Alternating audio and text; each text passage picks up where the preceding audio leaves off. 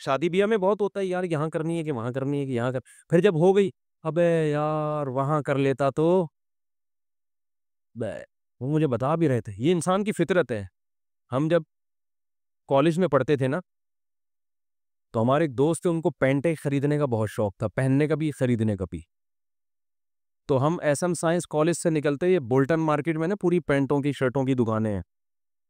ان کے بچے اب تو ماشاءاللہ بیٹھے ہوئے ہیں بیان میں، یہ بیٹھے ہوئے ان کے ابا کی بات کر رہا ہوں. تو وہ کیا ہوتا تھا، وہ پینٹ خریدی گھنٹہ لگا دیتا. وہ اب تو نیک بن گئے، ان کے ابا کی بات کر رہا ہوں، وہ ناراض نہ ہو جائے. وہ بیان میں ایڈیٹنگ بھی وہی کرتا ہے، یہ والا قصہ نکالنا دے کہیں، بیان میں ایڈیٹنگ بھی امی کے ذمہ.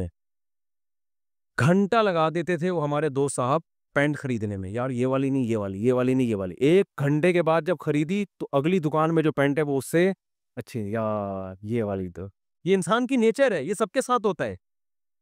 آپ منڈی سے جانور خریدیں، صبح سے لے کے رات تک خریدنے میں لگا دو گے آپ، سودا لے کے جیسے ہی نکلے، ابے یار یہ کتنے کا، یہ 80 کا، ابے میں نے 85 میں کیا پکڑ لیا یار. یہ ہوتا ہے.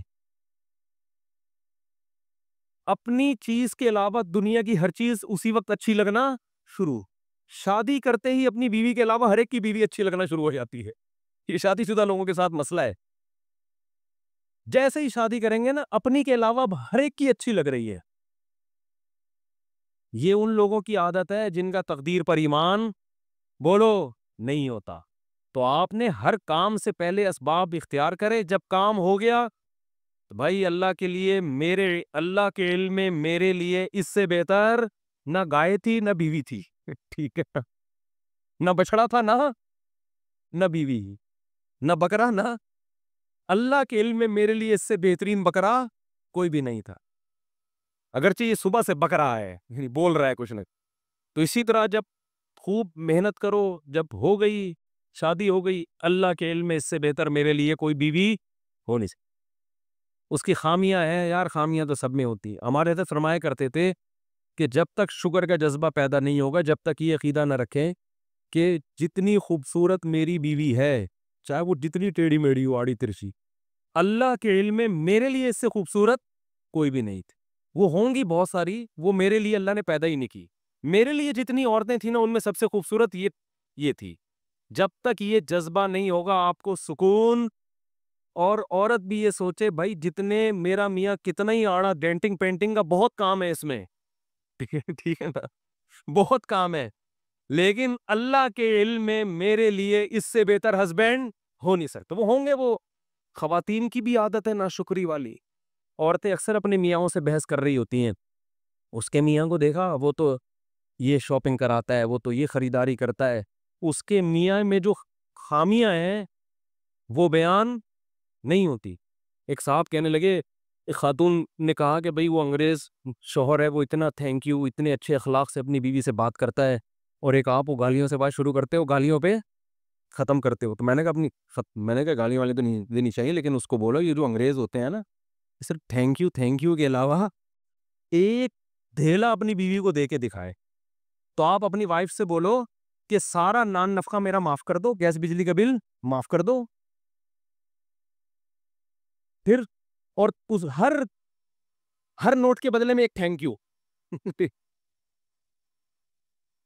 نہیں ہری واہ، ہر نوٹ کے بدلے میں ایک تھینک یو. تو تھینک یو کی گردان پوری بیٹھ کے سنا دے گا. زندگی میں کبھی اس کی پیشانی میں بل نہیں آئے گا.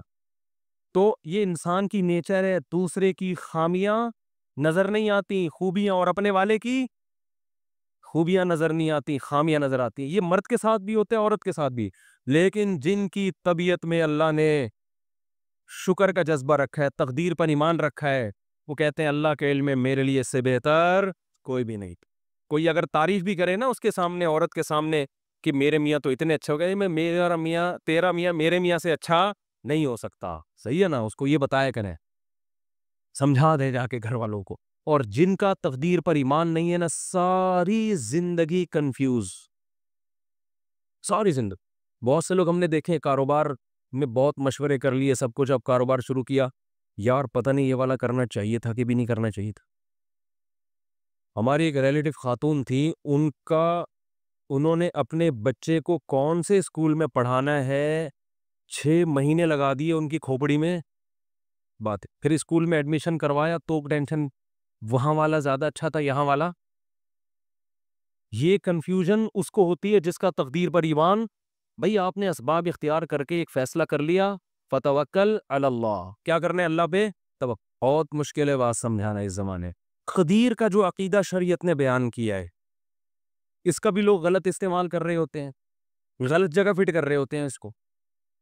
ہمارا عقیدہ ہے نا کہ سب کچھ پہلے سے کیا ہے, طے شدہ, موت لکھی ہوئی, رزق لکھا ہوا, حتیٰ کہ جنت جہنم بھی لکھا ہوا ہے. قرآن نے یہ عقیدہ بیان کیا موٹیویٹ کرنے کے لیے, مایوس کرنے کے لیے نہیں.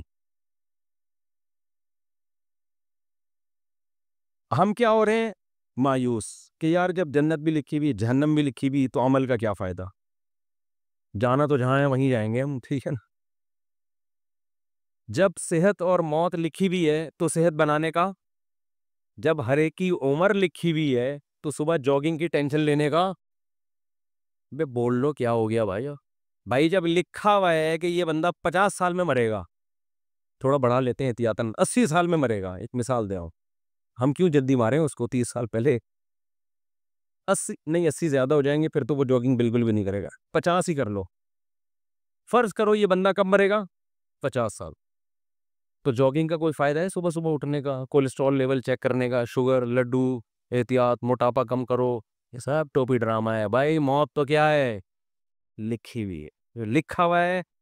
ہمارے ہاں بہاری, میں بہاری نہیں ہوں لیکن ہمارے دوستوں میں بہاری ہیں, ان کے ہاں مشہور ہے کہ جب انسان کی شامت آتی ہے تو اونٹ پہ بیٹھے ہوئے آدمی کو بھی کتا کاٹ لیتا ہے. حالانکہ کتا وہاں تک, لیکن جب شامت آتی ہے کتے کو اللہ وہاں پہنچا دے, یا اونٹ کو بٹھا دیتے ہیں اس. ویسے شرافت سے اونٹ چلتا چلا جا رہا ہے, کتے کو دیکھ کے بیٹھ جاتا ہے زمین. بات بالکل صحیح ہے, جب شامت آتی ہے تو ایسا ہوتا ہے. یہ تقدیر کا عقیدہ ہے کہ جو ہے وہ ہوگا, لیکن مسلمان اس تقدیر کا غلط استعمال کر رہے ہیں. غلط استعمال کیا کر رہے ہیں, عمل کا کیا فائدہ جب جنت جہنم لکھی ہوئی ہے. صحت بنانے کا کیا فائدہ جب صحت اور بیماری پہلے سے لکھی ہوئی ہے. کرونا کا ٹیکہ لگانے کا کیا فائدہ, ویکسین کا کیا فائدہ, وہ تو جو مرنا ہے وہ تو مرے گا. اور اللہ بھلا کرے موٹاپا کم کرنے کا کیا فائدہ. بھائی شوگر لکھی ہوئی ہے تو ایک شوگر کے مریض بیٹھے ہوئے تھے ہوٹل میں, 55 کا واقعہ ہے, وہ چائے میں چینی ڈال ڈال کے نا شہد بنا رہا ہے, پینے لگا تو کسی نے بولا بھائی تجھے شوگر ہے مرے گا. اس نے کہا ابے ان چیزوں سے کچھ بھی نہیں ہوتا. اب تک انا للہ ہو چکا ہوگا, مجھے غالب گمان یہی. ابے انسان ایک پھر کہنے لگے انسان کھاتا ہوا مرتا ہوا بھی اچھا لگتا ہے. میں نے کہا بھی مر نہیں رہا نا اس لیے کہہ رہے ہیں, جب مرنے لگے گا کہے گا یار نہ کھاتا ہوا مرتا ہوا اچھا لگ رہا ہے نہ بھوکا مرتا ہوا. مرتا ہوا کوئی بھی کسی کو اچھا نہیں لگتا, اپنے آپ کو بھی نہیں لگتا. آدمی کہتا ہے میں کیوں مر رہا ہوں. تو اسباب مسلمان اختیار نہیں کرتا یہ سوچ کے کہ کیا ہے تقدیر میں گارڈ نہیں رکھتے نا علماء. بہت سے علماء کو ہم نے دیکھا ہے, اور آج کل اس کو سادگی سمجھی جاتی ہے, سمجھا جاتا ہے. ہم حضرت جی کے پاس گئے, کوئی گارڈ نہیں تھے, ڈائریکٹ گلے ملے ان سے جا کے, اتنے سادہ اللہ, اتنے نیک. بھائی اللہ بچائے, میں کسی بزرگ کو بے وقوف نہیں کہہ رہا, لیکن عمل سے تو یہی لگ رہا ہے اگر آپ مشہور ہیں اور خطرہ ہے اور آپ کے گارڈ نہیں ہے تو کیا ہے, بولو حماقت ہے نا یہ. کیا کراچی میں تو ایک جو جس کے نہیں بھی خطرہ ہوتا وہ بھی مر جاتا ہے. کسی بھی وقت کراچی میں کوئی کسی کی جیب میں کسی بھی ٹائم پہ بم رکھ سکتا ہے کہ نہیں رکھ سکتا. یہ آپ کو پتہ ہے اتنے ہیروئنچی کہاں گئے, کراچی میں ہیروئنچی ایک دم غائب. مجھے نہیں پتا کہاں گئے, لیکن اڑتی اڑتی سنی اب اللہ ہی جانے. کہتے ہیں کہ جب شروع میں ٹارگٹ کلنگ ہو رہی تھی, بم دھماکے, تو بہت سے ہیروئنچیوں کو, واللہ عالم صحیح خبر ہے جھوٹی ہے مجھے یقین پتہ نہیں ہے لیکن سنی ہے, لیکن ایک دم سے جو ہیروئنچی شارٹ ہو گئے, توبہ تو نہیں کر سکتے اتنی جلدی کہ سارے دھل دھلا کے نیک ہو گئے ہوں, لیکن شارٹ ہو ایک دم سے ہو گئے. تو بعض خبریں اس طرح کی بھی ہیں کہ بم بم رکھ کے ان کو جہاں پھٹوانا تھا کہ کسی نے پیسے کھلائے بے تو یہ پڑیا لے وہاں چلا جا, وہ وہاں گیا ڈرین بندہ ہی اڑا دیا. واللہ ہو سکتا ہے جھوٹی خبر ہو. تو ان حالات میں مسجدوں میں سیکیورٹی کا انتظام بولو نہیں. اس کو اچھا سمجھا جاتا ہے آپ کے گارڈ نہیں ہے, سادگی ہے, اور ماشاءاللہ بہت نیک ہیں, کوئی بھی کسی بھی وقت گلے حضرت جی سے مل سکے. بہت سے حضرت جی ایسے دنیا میں آئے ہیں جن سے جب کوئی گلے ملائے اس کے بعد دوبارہ وہ کسی سے گلے ملنے کے قابل نہیں رہے. اخبار میں آئے وہ اگلے دن. بہت سے کیسز ہیں, جو ملا وہ بھی گیا. افغانستان میں تو بہت سے امریکیوں سے بہت سے طالبان گلے مل کے انہوں نے کباڑا کیا ہے. بہت سے رپورٹیں آتی ہیں اس طرح کی نا, وہاں سے خبریں آتی ہیں کہ وہ گلے ملے اور وہ جنت میں بھی اب کیا کر رہے ہیں, جنت میں یا برزخ میں بغلگیری ہو رہے ہیں. وہ چھوڑ ہی نہیں رہا اس کو, کہہ رہے اب تو کہاں لے کر آ گیا مجھے. تو جب ایسے حالات ہوں تو ایسے موقع پہ سیکیورٹی کا انتظام نہ کرنا اور یہ کہنا موت تو لکھی ہوئی ہے, جب آنی ہوگی آ جائے گی, یہ تقدیر کے عقیدے کا صحیح استعمال ہے یا غلط استعمال؟ اس کا مطلب علم ہے, کھوپڑی علم ہے, تقدیر کا علم, آیتیں بھی یاد ہوں گی اس کو جو لکھا ہوا ہے. حدیث میں آتا ہے رسول اللہ صلی اللہ علیہ وسلم نے عبداللہ بن عباس سے فرمایا وَعَلَمْ أَنَّمَا أَصَابَكَ لَمْ يَكُنْ لِيُخْطِئَكَ, اے نوجوان, اے غلام, لڑکے, یقین کر لے جو مصیبت تیرے مقدر میں لکھی ہے ایسا ہو ہی نہیں سکتا کہ وہ تجھے نہ پہنچے, اور جو چیز تجھے نہیں ملنے والی, جو نعمت, یہ ہو ہی نہیں سکتا کہ وہ نعمت تجھے مل جائے. رفعت الاقلام وجفت الصحف, تقدیر کے قلم سے اللہ نے جو لکھنا تھا لکھ کے قلم کو ہٹا دیا اور اس کی سیاہی بھی خشک ہو چکی ہے, اب اس میں چینجنگ نہیں ہو سکتی. سب کچھ طے ہو چکا ہے, لیکن اس کے باوجود نبی کی زندگی دیکھو, احتیاط. قرآن کہہ رہے نماز کی حالت میں اسلحہ اٹھا کے نماز پڑھو میدان جنگ میں, اسلحہ رکھنے کی تمہیں زمین پہ اجازت نہیں ہے. سب ایک ساتھ نماز نہیں پڑھیں گے, آدھے پڑھیں گے, آدھے فرنٹ لائن پہ کھڑے ہوں گے. وَدَّ الَّذِينَ كَفَرُوا, کیونکہ جو دشمن ہے وہ چاہتا ہے لَوْ تَغْفُلُونَ عَنْ أَسْلِحَتِكُمْ, کہ تم چند لمحوں کے لیے بھی اپنے اسلحے سے غافل ہو. اور غافل ہو کے کیا کر رہے ہیں؟ نماز. یہ نہیں کہ کوئی خدا نخواستہ کوئی گناہ میں مشغول ہیں, اللہ کی طرف مشغولیت کی وجہ سے دشمن سے کیا ہو رہے ہیں؟ غافل. یعنی عبادت میں مشغول ہونے کی وجہ سے کیا ہو رہے ہیں؟ دشمن سے غافل. اس میں تو یہ ہونا چاہیے, ہم سے کوئی پوچھتا تو ہم کہتے بھائی تم اگر اللہ کے لیے اللہ کی طرف مشغول ہو نماز میں تو اللہ تمہاری حفاظت کرے گا, کیونکہ تم اللہ کے لیے, تم کوئی گناہ تھوڑی کر رہے ہو. اور اللہ نے حکم دیا نماز پڑھنے کا, تو اللہ کے حکم کو فالو کرتے ہوئے تم اگر نماز میں مشغول ہوگے تو مدد تمہاری غیب سے آئے گی. دشمن تمہاری طرف آنکھ اٹھا کے بھی نہیں دیکھے گا. نا اللہ نے فرمایا کہ نماز تو قائم کرنی ہے. سارے نہیں نمازی, وہ سب کو دیکھیں گے نماز پڑھ رہے ہیں, ایک ہی حملے میں سب کو قتل کر دیں گے. آدھے لوگ باہر ہیں, آدھے کیا کریں؟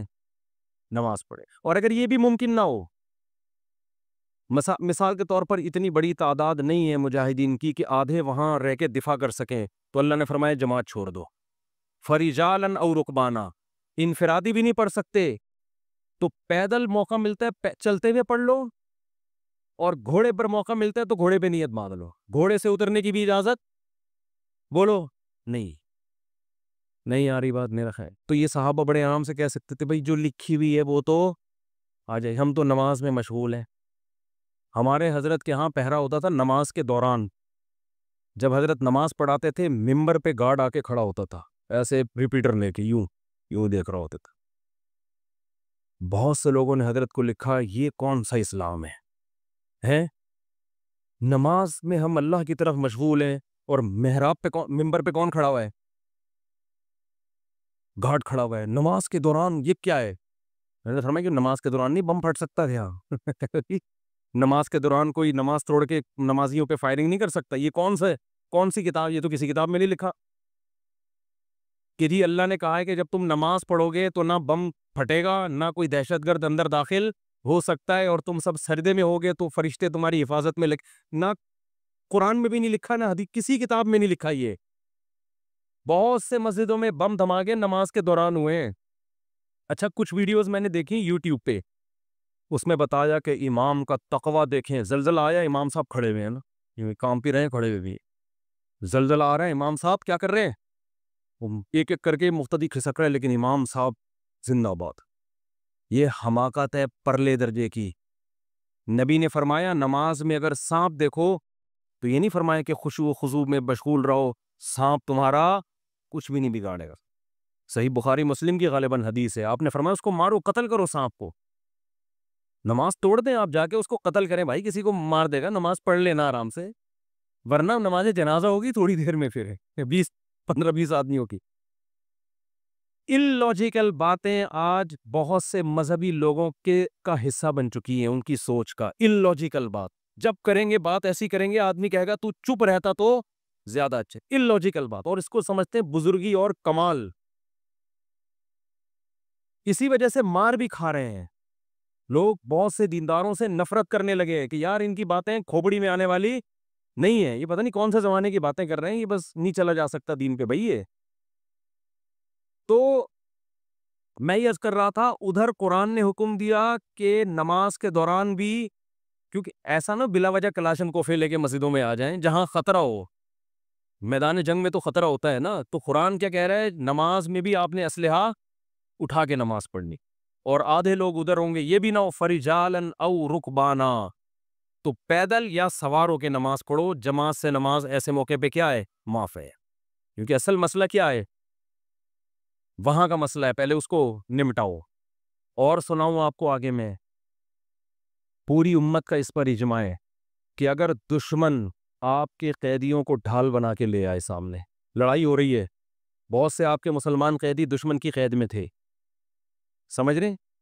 بہت سے آپ کے مسلمان قیدی کہاں تھے، دشمن کی قید، میدان جنگ میں وہ سامنے لے آئے ان کو فرنٹ پہ، معصوم بچے ہیں یا عورتیں ہیں یا معصوم مسلمان ہیں، اب آپ اگر فائر کریں گے تو کس کو لگے گا، مسلمان، آپ اگر تیر چلائیں گے تو ہو سکتا ہے کوئی معصوم بچے کو میدان جنگ میں انہوں نے ڈھال بنا دیا، آپ کے لیے جائز ہے فائر کرنا ایسے وہ، وجہ اس کی یہ کہ اگر اس بیس پہ آپ رک گئے تو وہ غالب آ جائے گا، وہ تو آپ کو قیدی بنا کے لے جائے گا، وہ تو آپ کو اس سے زیادہ قتل کرے گا، اب مجبور ہیں، آپ نے نیت کرنی ہے دشمن کو مارنے کی، لیکن چونکہ لاجک کیا کہتی ہے، لاجک یہی کہتی ہے بھائی آپ کے علاوہ اب آپ کے پاس اس کے علاوہ کوئی آپشن نہیں ہے، کیونکہ وہ ہمیشہ پھر یہ کریں گے، اس لیے ایسے موقع پہ جنگ میں اگر آپ کے اپنے جو ڈھال بنائی دی انہوں نے ان بندوں پہ گولیاں لگ رہی ہے تو تمام فقہا کا اس پر اجماع ہے کہ میدان جنگ میں آپ کو اجازت ہے اپنے آدمی قتل کرنے کی، نیت اپنے آدمیوں کی نہ ہو، نیت کس کی ہو، ان کی ہو، یہ مجبوری ہے، اس کے بغیر ہو نہیں سکتا۔ آج کوئی مذہبی آدمی اس طرح کی بات کرے، لوگ کہیں گے کیا کہہ رہے ہیں، اپنے لوگوں کو قتل کرنے کی باتیں کر، عام حالات میں نہیں ہے، جب ڈھال بنا کے لائیں تو ہم نیت اس کی کریں گے دشمن کی، کہ بھائی اب مجبوری ہے، اگر مارا جا رہا ہے تو کیا کریں، ورنہ تو وہ ایسے موقع پہ کسی نے یہ نہیں لکھا کہ ہم مسلح بچھا کے بس اب تو ہمارے پاس دعا کے علاوہ کوئی آپشن نہیں، ہم کہیں گے اللہ یہ معصوم مسلمان ہمارے سامنے لے آئے، اے اللہ بس معاف کر دے، اے اللہ کیا کر، ہم تو مجبور ہیں، تو اللہ کہے گا بھائی زمین میں جب تک ہو تو جو اسباب اختیار کرے گا مدد اس کے ساتھ ہوگی، سمجھ رہے ہو، مدد کس کے ساتھ ہوگی، جو گراؤنڈ ریئلٹی کو دیکھے گا۔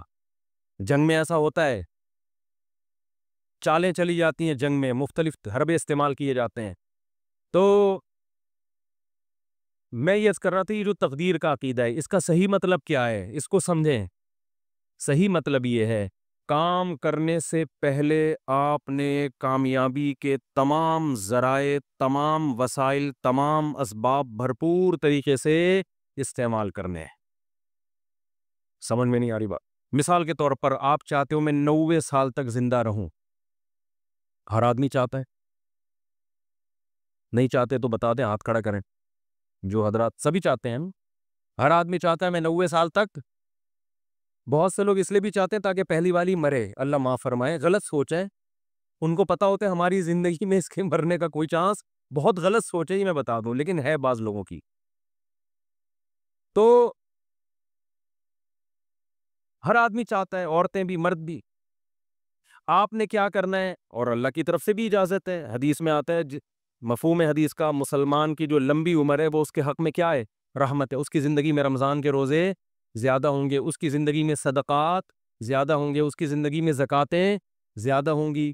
تو اعمال کا ایک بہت لمبی عمر مسلمان اگر نیکیاں کرے اس میں تو بہت بڑی اللہ کی نعمت ہے، بہت بڑی رحمت ہے. اس کے پاس اعمال کا ذخیرہ بہت زیادہ، اس کے پاس لیلۃ القدریں زیادہ ہوں گی، اس کے پاس بقرعید کی قربانیاں زیادہ ہوں گی، بہت کچھ اس کے پاس زیادہ ہوگا. اب آپ نے کیا کیا؟ آپ نے کہا بھئی زندگی چاہیے، اللہ نے حکم دیا اسباب اختیار کرو. سمجھتے ہو جو بھی اسباب، اور ہر چیز کے ماہرین سے پوچھا جاتا ہے کہ اس کا سبب کیا ہے. آپ چاہتے ہو آپ کے پاس W11 ہے، مزدہ ہے، آپ چاہتے ہو کہ یہ لانگ لائف ہو اس کی، تو آپ مفتیوں سے پوچھو گے؟ آپ کس سے پوچھو گے؟ میکینکس، جو مزدہ کے میکینک ہوتا ہے. آپ کے پاس 1 to 5 ہے، آپ 1 to 5 کے جو میکینک ہیں ان سے پوچھو گے یار میں چاہتا ہوں جو میری بائک آج جیسی چمک رہی ہے اور جیسی انجن کی پاور آج ہے 20 سال کے بعد بھی یہ ایسی رہی. تو آپ کو بتائے گا بھئی آئل جلدی چینج کر لیا کرو، مینٹیننس کا خیال کرو، یہ کرو وغیرہ وغیرہ وغیرہ. آپ کسی مولانا صاحب کے پاس آؤ گے تو وہ آپ کو اس کا جواب بولو نہیں، وہ یہ بتائے گا کہ یعنی اگر آپ لمبی عمر چاہتے ہو، یہ باڈی بھی تو ایک مشین ہے نا، تو آپ اس کے لیے ڈاکٹروں کے پاس جاؤ گے، علماء کے پاس نہیں. علماء کے پاس صرف یہ پوچھنے کے لیے آؤ گے کہ لمبی عمر کا اسلام میں کوئی فائدہ بھی ہے یا نہیں ہے، یہ بتا دیں آپ مجھے. باقی عمر، صحت کیسے ہوگی، عمر میں اضافہ کیسے ہوگا، یہ کون بتائے گا؟ یہ میں نہیں بتاؤں گا. ٹھیک ہے، یہ میں نہیں بتاؤں گا. یہ کون بتائے گا؟ یہ ڈاکٹر صاحب بتائیں گے. تو اب ڈاکٹروں سے پوچھا جائے گا تو آپ کو ڈاکٹر بتائیں گے بھائی کولیسٹرول لیول چیک کرو وغیرہ جو بھی بتاتے ہیں. وہ الگ بات ہے، خود بہت جلدی مر جاتے ہیں. وہ اکثر ڈاکٹر بیچارے پتہ نہیں کیوں بہت جلدی مر رہے ہیں. مجھے ان حکیم 99 سال تک زندہ میں نے دیکھے ہیں، 90-99. ڈاکٹر جلدی مر رہے ہیں، یہ عجیب بات ہے. حالانکہ علم ڈاکٹروں کے پاس حکیموں سے جدید علم ہے نا. اس کی وجہ پتہ ہے کیا ہے؟ ڈاکٹر صحت کے اصول بتاتے ہیں، خود اس پر عمل کرتے نہیں ہیں. سگریٹ کے آپ ان سے تقریر کروا لو، سگریٹ کے اتنے افغان خود 6 ڈبے ایک دن میں خالی کر رہے ہوں گے. تو باتیں کرنے سے صحت نہیں بنتی ہے. حکیموں کو ہم نے دیکھا ہے جو بیسک صحت کے اصول ہیں نا ان کو فالو کر رہے ہوتے ہیں. رات کو جلدی سونا، صبح جلدی اٹھنا، صبح لمبی واک کرنا، تھوڑا کھانا، یہ بیسک اصولوں پر 90 سال کے ہم نے بہت دیکھے. تو وہ بیسک اصولوں کو نا لے کے چل رہے ہوتے ہیں. خیر، تو آپ کو پتا چل گیا بھائی صحت کا یہ اصول ہے، تو آپ نے جاگنگ شروع کر دی، جم جانا شروع کر دیا، یہ بھی ہو گیا، وہ بھی ہو گیا. اونٹ پہ ایک دن بیٹھے پاگل کتے نے کاٹ لیا آپ کو اور آپ کیا ہو گئے؟ مر گئے، ہسپتال میں پڑے ہیں. یہاں تقدیر کام آئے گی. اب آپ نے غم نہیں کرنا یار میں نے تو اتنا کچھ کیا، میں نے یہ، میں یوں. تو ایسے موقع پہ یہ اس موقع کی حدیث ہے، وَعَلَمْ أَنَّمَا أَصَابَكَ لَمْ يَكُنْ لِيُخْطِئَكَ. نبی حضرت عبداللہ بن عباس سے فرما رہے ہیں کہ یقین کر لے جو مصیبت تجھے پہنچی ایسا ہو ہی نہیں سکتا تھا کہ وہ نہ پہنچے. بس اللہ نے مقدر یہی کیا ہوا تھا. تم نے اپنے اسباب اختیار کر لیے، تمہیں ثواب مل گیا، لیکن اللہ نہیں چاہتا تھا. بات آ رہی ہے سمجھ میں؟ تو ہو جاتا ہے ایسے موقع پہ ہے، پہلے نہیں ہے، کام کے بعد ہے. بشرطے کہ آپ نے کام پورا کیا ہو. آپ نے کام پورا کیا ہو. اگر آپ نے کام پورا نہیں کیا پھر تسلی کا آپ کو حکم نہیں ہے. آپ شوگر کے مریض ہیں، 6 لڈو کھا کے آپ کی شوگر ہائی ہو گئی، آپ پڑے ہوئے کہہ رہے ہیں مقدر میں یہی لکھا ہوا تھا. گناہ ملے گا ایسے الفاظ کہنے سے. اللہ کہے گا یہ لکھا ہوا تھا مگر تیری حماقت کے ساتھ لکھا ہوا تھا. اللہ کو پتا تھا یہ اس کو شوگر ہے پھر بھی یہ حماقت کرے گا. تو اللہ کو پہلے سے پتا ہوتا ہے نا کون بے وقوف ہے، کون عقل مند ہے، کون حماقت. اللہ نے لکھ دیا تھا کہ یہ کمبخت گناہ کرے گا، ورنہ تجھے کس نے بتایا تھا کہ یہ لکھا ہوا ہے؟ سمجھ میں نہیں آ رہی بات؟ تو تقدیر کا عقیدہ، آپ نے تمام اسباب اختیار کر لیے، رزلٹ 0 ہے.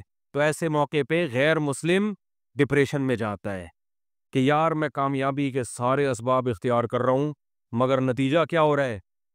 0. یہ جو موٹیویشنل اسپیکر آپ کو کامیاب لوگوں کے ساتھ گٹس بتا رہے ہوتے ہیں نا، 7 علامتیں، یہ ان کی بتا رہے ہوتے ہیں جو ہو چکے ہیں کامیاب. ورنہ بعض میں 14 علامتیں پائی جاتی ہیں 7 کے بجائے، وہ پھر بھی کامیاب بولو پھر بھی نہیں ہوتے. یہ تو آپ کو وہ بتا رہے ہوتے ہیں 7، وہ ہے نا مشہور کتاب ہے 7 ہیبٹس، کچھ اس طرح کا نام ہے اس پہ، 7 عادتیں کامیاب لوگوں کی، اس میں وہ بڑی خاندانی عادتیں، تو اس میں پھر وہ فلانا جو تھا وہ یوں ہوا گیا تھا، وہ اتنا ہو گیا، وہ ویسے ہو گیا. بھائی یہ کتاب اس کو بھی لکھو، فلانے میں 7 کے بجائے کتنی علامتیں تھی، یہ 7 بھی تھیں اور الگ سے گریوی میں 14 7 اور بھی تھیں اس کی. ٹھیک ہے، 7 تو یہ کامیاب لوگوں کی اور 7 بہت زیادہ کامیاب لوگوں کی اضافی اس میں قدرت کی طرف سے انسٹال ہوئی تھی. 14 علامتیں ٹوٹل پائی جاتی تھی جو دریافت ہو سکتا ہے اس کے علاوہ بھی پائی جائے، لیکن وہ اونٹ پہ ایک دن بیٹھا اور پاگل کتے نے اس کو کاٹ لی. تو وہ ساری علامتیں کہاں گئیں؟ ہوتا ہے ایسے. اور میں اکثر امام شافعی کا ایک شعر پڑھتا ہوں. امام شافعی بہت بڑے شاعر تھے، ان کا ایک شعر ہے، وہ شعر کہتے ہیں کہ اذا سمعت بأن مجدودا حوا عودا فأثمر في يديه فصدقي وإذا سمعت بأن محروما أتى ماء ليشربه فغاض فصدقي یا فحققی. امام شافعی فرماتے ہیں کہ اگر تمہیں پتہ چلے نا کسی کی اچھی قسمت ہے، خوش قسمت آدمی، اس نے ایک دن لکڑی ہاتھ میں پکڑی اور لکڑی نے وہیں پھل دینا شروع کر دیے، ابھی اس نے اس کو زمین میں دبایا بھی نہیں، درخت بھی نہیں، پانی کھاد یہ ٹینک، اس پروسیس سے گزرے بغیر ہی قدرت نے اس کا ایسا ساتھ دیا کہ لکڑی نے یا بیج نے ہاتھ میں ہی پھل دینا شروع کر دیے. فصدقی، تصدیق کر دیا کرو، خوش قسمتوں کے ساتھ ایسے واقعات ہو جاتے ہیں. مٹی میں ہاتھ ڈالیں سونا بن جاتی ہے. وہ ہوتا ہے نا، جس کاروبار میں ہاتھ ڈال رہے ہیں وہ ایک دم چلنا شروع. ایسے بہت سے لوگ ہم نے دیکھے ہیں، وہ گولے گنڈے کی ریڑھی لگائیں کروڑپتی ہو جاتے ہیں. اور جناب وہ جس کام میں ہاتھ ڈالتے ہیں برکت. اور ایسے لوگ بھی ہیں، کوئی کروڑپتی تاجر نے ان کو بلا کے صرف چائے پلا دی اپنی دکان پہ، مشورہ لے لیا چھوٹا سا، اور کاروبار ٹھپ ہونا شروع. کروڑوں کے کاروبار جب ان کے حوالے کرو تو ایک دم بیٹھ جاتا ہے وہ. بعض دفعہ ان کی اپنی حماقت ہوتی ہے، بعض دفعہ اللہ کی طرف سے بھی ہوتا ہے. تو فرماتے ہیں وَإِذَا سَمِعْتَ بِأَنَّ مَجْدُودًا حَوَا عُودًا فَأَثْمَرَ فِي يَدَيْهِ فَصَدِّقِي. خوش قسمت آدمی کے بارے میں اگر تم نے سنا کہ لکڑی ہاتھ میں پکڑی اور اس نے پھل دینا شروع کر دیا، مان لیا کرو ایسے واقعات ہو جاتے ہیں خوش قسمتوں کے ساتھ. وَإِذَا سَمِعْتَ بِأَنَّ مَحْرُومًا أَتَى. اور جو بدقسمت آدمی ہے اس کے بارے میں کبھی یہ خبر سننے کو ملی کہ اس کو صرف پانی چاہیے تھا، کوئی کروڑوں اربوں روپے بھی اس کی خواہش بیچارے کی نہیں، وہ کہہ رہے پانی مل جائے مجھے پیاس لگ رہی ہے. اور اسباب ایسے پیدا ہوئے کہ بھرا ہوا کنواں، اب تو ملے گا ہی پانی. اب وہ خوش ہو گیا کہ اب تو میری قسمت جاگ گئی. بھائی صرف 1-2 گلاس نہیں، کنواں کیا ہے بھرا ہوا اور میرے قریب ہی ہے، اب تو پانی تو ملے گا، میں تو کروڑوں بھی نہیں مانگ رہا اللہ سے. وہ پانی پینے کے لیے آیا، کنویں نے اس کو دیکھ کے، پانی نے جب اس کو دیکھا، اس کو دیکھ کے نیچے ہو گیا کہ تجھے نہیں بھی، سب کو ملے گا تجھے نہیں ملے گا. یعنی پانی نے جب اس کو دیکھا نا یہ آیا ہے، پانی نے کہا میں نیچے جا رہا ہوں. میں اس کو دیکھ کے، یہ شاید شاعری میں تو تھوڑا مبالغہ ہوتا ہے بات سمجھانے کے لیے، اس کو بھی لوگ پڑھ کے بیٹھ جائیں گے یار امام شافعی اتنے بڑے محدث تھے، یہ کیسی باتیں ہیں. بھائی یہ سمجھانے کے لیے ہے نا، یہ سمجھانے کے لیے. تو کہتے ہیں وہ دیکھ کے نیچے چلا جائے تو کیا کرنا ہے، حق کی اس کو بھی صحیح قرار دے دیا کرو. یار ہوتا ہے بعض دفعہ اونٹ پہ بیٹھے آدمی کو کتے کاٹنے کا مطلب یہی ہے. تو لیکن یہ کب سوچنا ہے، کام ہونے کے بعد. جیسے غزوہ احد میں مشورے ہوئے، سب کچھ ہوا، شکست ہو گئی، تو اللہ نے کیا فرمایا، غم کرنے کی اجازت نہیں. تلک الایام نداولها بین الناس. یہ ایام ہم الٹ پلٹ کرتے ہیں، کبھی ان کو فتح، کبھی تمہیں فتح، کبھی ان کو شکست، کبھی تمہیں شکست. بس یہ تو اللہ کے اگر ہمارے ہی اس کاموں سے سب کچھ ہونے لگے تو ہم میں اور اللہ میں کوئی فرق رہے گا پھر؟ ابے کیا ہو گیا بھائی، کیوں سمجھ میں نہیں آ رہا؟ تو یوں ہی تھوڑا سا کیا کرو نا. اگر ہمارے ہی کرنے سے سب کچھ ہو رہا ہو تو پھر ہم میں اور اللہ میں کوئی فرق ہے؟ پھر تو ہم تو اللہ بن گئے نا. جو کر رہے ہیں وہ ہو رہا ہے، ایسا نہیں ہے.